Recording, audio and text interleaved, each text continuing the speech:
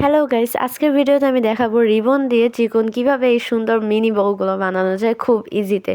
তো এর জন্য আমরা দোকান থেকে রিবনগুলো কিনে তারপর যতটুকু লম্বা বানাতে চাই ততটুকু নিয়ে দুই পাশে ভাঁজ করে নেব। ভাঁজ করার ফলে যে এখানে মাথা দুটো বের হয়েছে তো সেই দুটোকে একটা উপরে রাখলে তারপর আমরা ভিতর থেকে এটার একটাকে নিয়ে মাঝখানে যে জায়গাটা থাকবে সেটার মধ্যে এন্ট্রি করাবো। এরপর ওই দিক থেকে যে মাথাটা বের হয়েছে সেই মাথাটা আমরা আর একটা হাত দিয়ে ধরে টান দিব।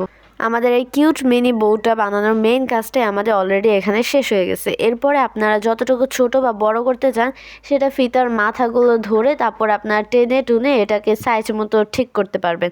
তাহলে আপনাদের মিনি কিউট পুকে বউটা একদম রেডি। তারপরে নিচ থেকে যদি অতিরিক্ত কিছু লাগে বা একটু ছোট বড় করতে চান জাস্ট কাট করে ফেলবেন।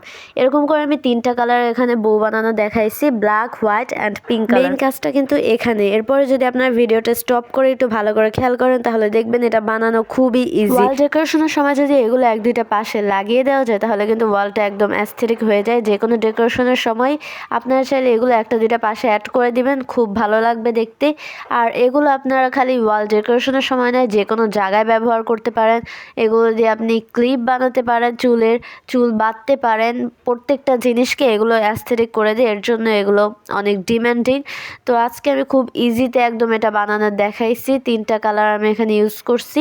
আপনার যে কোনো কালারে চাইলে বানাতে পারবেন। এই প্রসেসে খালি বানাবেন, এটা খুব ইজি, টাইমও বাঁচাবে আর অনেক সহজে আপনারা তৈরি করতে পারবেন। এই 2টা বউ আমার বানানো শেষ। এখন আমি পিঙ্ক কালারটা আবার বানাবো। এক্ষেত্রে আপনারা আবার দেখতে পারেন যে প্রথমে আপনারা ছোট বড় যে কোনো সাইজের আপনি বানাতে চান সেই পরিমাণ রিবন কাট করে নেবেন আর তারপরে এটাকে জাস্ট ভাঁজ করে ভেতরে ঢুকিয়ে দেন ওই পাশ ধরে টান দিবেন 2 হাত ধরে, তাহলে এটা একদম তৈরি হয়ে যাবে। আর ফিতা দুটার থেকে আপনারা টেনে টুনে ইজি করে নেবেন। এখানে আপনারা দেখতে পাচ্ছেন আমি একটা ফিতা একটু বেশি লম্বা হয়ে গেছে, তো এটাকে আমি পরে কাট করে একদম সমান করে নেব।